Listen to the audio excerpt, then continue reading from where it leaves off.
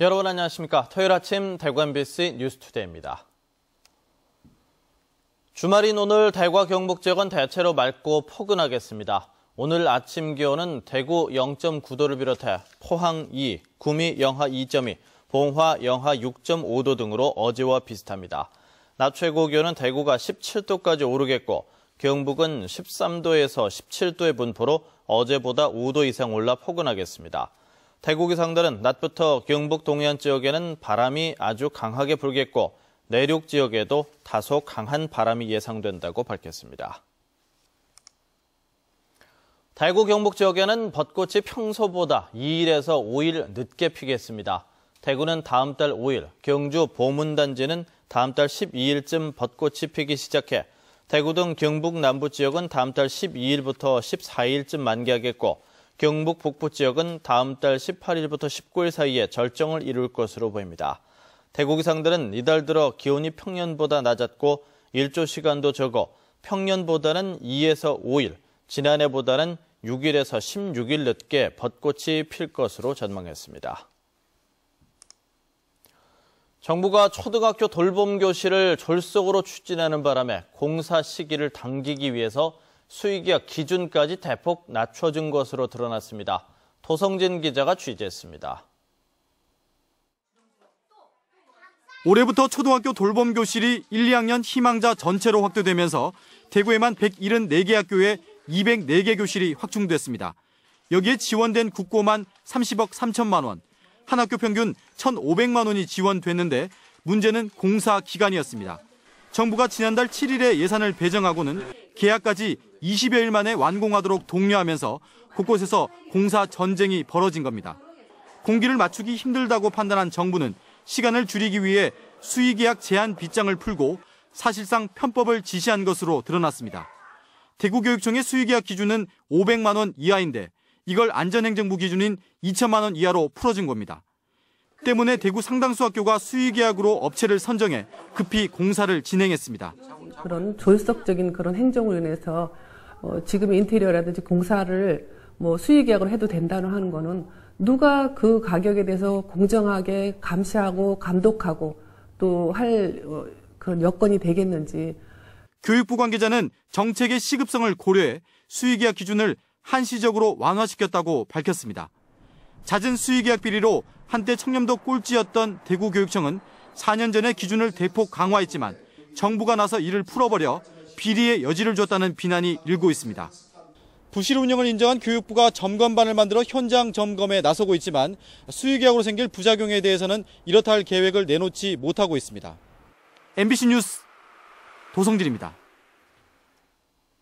대구 혁신도시, 이름만 들으면 뭔가 최첨단 시스템이 잘 갖춰져 있을 것처럼 보이지만 어찌된 일인지 이 혁신도시 안에 건물에만 들어가면 휴대전화가 불통이 된다고 합니다. 권윤수 기자가 취재했습니다. 이 업체는 2달 전 신서혁신도시 안에 있는 대구 연구개발특구 의료 R&D 지구에 새 사옥을 지었습니다. 고객의 인터넷 서버를 관리하는 IT 업체로 직원들이 하루에 수십 통씩 전화 통화를 해야 하지만 건물 안에서 휴대전화 통화가 잘 안 돼 전화만 오면 불이 나게 뛰쳐나가야 합니다. 화장실 안에서는 아예 전화가 걸리지 않고 인터넷 검색도 안 됩니다. 주변에 이동통신사의 기지국이 없기 때문입니다. 2달 동안 아무런 어떤 대책도 없고 나름대로 어떤 조치 취해 주셔야 되는데 계속 건물주 핑계야 되고. 지난 2011년 연구개발특구로 지정된 32만 평의 드넓은 땅에 기업들이 속속 들어서고 있지만 SK텔레콤, KT, LG U+ 등 통신 3사의 기지국이 한 곳도 없습니다. 지금은 의료 R&D 지구에 2개 업체가 입주해 있는데 앞으로 수많은 기업들이 더 들어올 예정이어서 비슷한 문제 발생이 예고돼 있습니다. 세계통신사는 도로변 곳곳에 전주를 심어 중계기를 설치하는 방안을 추진해 왔지만 도로 점용 허가가 쉽지 않아 더 많은 기업들이 입주할 때까지 기다렸다가 옥상에 중계기를 설치하는 수밖에 없다는 입장입니다. 그러나 택지 조성을 맡은 LH공사는 녹지 공간에 중계기를 얼마든지 설치할 수 있고 세계통신사가 의료 R&D 지구 내 중계기 설치 요청을 한 적이 없다고 밝혔습니다. 게다가 통신사가 땅을 분양받아 중계기를 설치할 수 있는데도 적극적으로 나서지 않는 게 문제라고 지적했습니다. 그걸 요청을 해온다면은 저희들이 한번 검토해가지고 국토부 승인을 올려가지고 승인을 하면 저희들은 언제든지 배경이 가능하고요. 신규 고객을 유치하려고 보조금 출혈 경쟁을 벌이다 영업정지까지 당한 통신사들. 기존 고객들의 통합품질 관리는 안중에도 없어 보입니다. MBC 뉴스 권윤수입니다. 한국농수산식품유통공사 김재수 사장이 안동, 의성 등을 찾아 농식품업체와 수출업체를 적극 지원하겠다고 밝혔습니다. 김 사장은 농산물 직접 수출보다는 농산 가공품 수출이 부가가치가 높다고 강조했습니다. 이호영 기자입니다.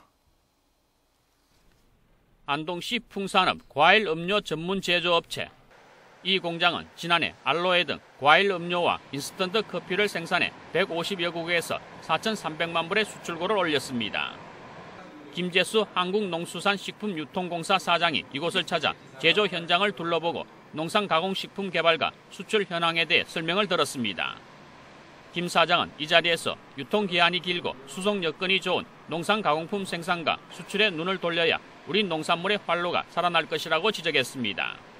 우리 농식품이 단순히 이 원료 생산물, 원료 농산물만 수출하려고 하지 말고 이런 다양한 음료도 있고 이런 것들을 수출을 좀 많이 해서 농업인들의 소득도 증대시키고 지역 경제도 활성화시키고. 김 사장은 베트남에 수출하기 위해 사과를 선적하고 있는 의성 농산물 거점 산지 유통센터도 찾았습니다. 베트남에 수출되는 사과는 모두 5톤. 베트남 호치민시에 개설된 의성 농산물 집판장에는 사과뿐만 아니라 고춧가루 제품과 흑마늘 등 주요 농산물과 농산가공품이 판매되고 있습니다. 농수산식품유통공사는 경북 생산 1위 품목인 사과와 포도 등 10개 농산물을 가공식품으로 개발하고 수출 시장도 다변화할 방침입니다.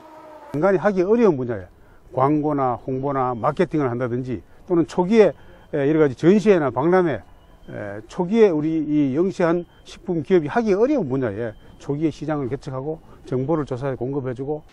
농수산식품유통공사는 올해 정책자금 8,650억 원을 확보해 농산가공수출업체에 5천억 원을, 농식품업체에 3,650억 원을 지원하는 등 농식품 수출 전문기관으로서 역할을 다할 계획입니다. MBC 뉴스 이호영입니다. 경북 도청 이전 후 산격동의 환경 개선 계획을 발표하는 자리가 마련됩니다. 대구 경북연구원과 국토연구원은 오늘 오후 2시 산격 4동 주민센터에서 산격 134동 마을 만들기 계획을 발표합니다. 산격동 마을 만들기 계획은 대구시가 발주한 경북도청 이전터 활용 방안 연구 용역의 일환으로 진행되고 오늘 발표에는 주민 주도형 마을 환경 개선 사업의 가능성을 확인하고 공공지원 사업과 연계할 수 있는 방안을 모색하는 자리가 될 전망입니다. 경상북도는 도청 이전 신도시 건설 사업에 대한 개발 계획 및 1단계 사업 실시 계획을 변경 승인했습니다.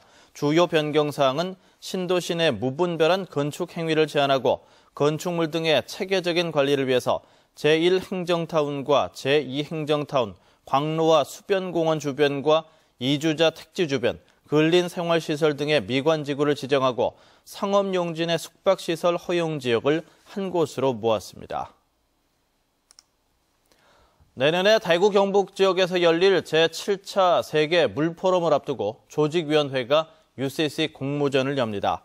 공모전의 주제는 소중한 물, 행복한 미래로 물의 중요성을 느끼고 생각하고 공유하고 싶은 사람은 누구나 참여할 수 있는데 공모 마감일은 다음 달 9일입니다.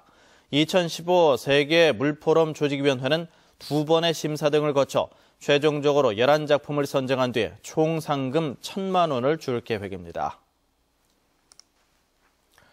대구지방법원은 집에서 꾸중을 들은 뒤 홧김에 전통시장에 불을 질러 상인을 숨지게 한 혐의로 기소된 29살 정모 씨에게 징역 7년을 선고했습니다. 재판부는 부모에 대한 분풀이로 시장 상가에 불을 질러 상인이 숨지고 막대한 재산 피해가 발생했지만 인지 능력이 떨어지고 충동 조절 장애가 있는 점 등을 종합했다고 판결 이유를 밝혔습니다. 정 씨는 지난해 10월 15일 새벽 어머니로부터 꾸중을 들은 뒤 경산의 한 전통시장에 가서 상가 앞에 있는 물건에 불을 질러 잠을 자던 85살 김모 씨를 숨지게 한 혐의로 기소됐습니다. 2014 SK 핸드볼 코리아 리그 1라운드에서 여자부 1위를 달리고 있는 대구시청팀 컬러풀 대구가 오늘 오후 3시 30분 대구시민체육관에서 부산 비스코를 상대로 3연승에 도전합니다. 컬러풀 대구는 지난 11일 7골을 성공시킨 정유라 선수 등의 활약으로 선두 서울시청에 짜릿한 역전승을 거두고 1위에 오른 뒤 빠른 스피드를 무기로 선두 자리를 굳힐 계획입니다. 한편 핸드볼 코리아 리그 대구 지역 경기는 내일 모두 끝이 나고 오는 20일 마산에서 리그를 이어갑니다. 대구시가 오는 5월 17일 성년의 날 기념 행사로 열 전통 성년례 참가자를 공개 모집합니다. 모집 대상은 1995년생 남녀 각각 15명으로 참가 희망자는 이달 말까지 아르미 청소년 문화재단으로 전화나 방문 신청을 하면 되는데 선착순 마감입니다. 성년례에 앞서 참가자들은 전통 관례 복장을 갖추고 성년례의 의미와 한복 입는 법, 절하는 법 등 예절 교육을 받습니다. 제42회 성년의 날 기념 행사는 오는 5월 17일 228 기념 중앙공원에서 열립니다. 대구시 교육청은 문예창작 분야 인재를 육성하기 위해서 문예창작 영재교육원을 개설했습니다. 경북여고에서 운영되는 문예창작 영재교육원은 중학생 5개 반, 고등학생 3개 반으로 구성돼 시, 소설, 시나리오 수업을 하는데 지난해 모두 128명의 학생이 선발돼 오늘부터 수업을 받습니다. 수업은 매주 토요일 4시간씩 문학에 대한 기본 이해와 문예창작 실습 등을 중심으로 진행됩니다. 경상북도 교육청은 지난해 청렴도 부패 방지 평가에서 우수기관으로 선정된 기관은 올해 도교육청 자체 감사를 면제해주거나 감경해주기로 했습니다. 이에 따라 지난해 청렴도와 반부패 평가에서 우수기관에 선정된 군위와 문경, 상주지역교육청과 산동중학교, 우보중학교 등 지역교육청 3곳과 학교 15곳이 올해 도교육청 종합감사를 면제 또는 감경받게 됐습니다.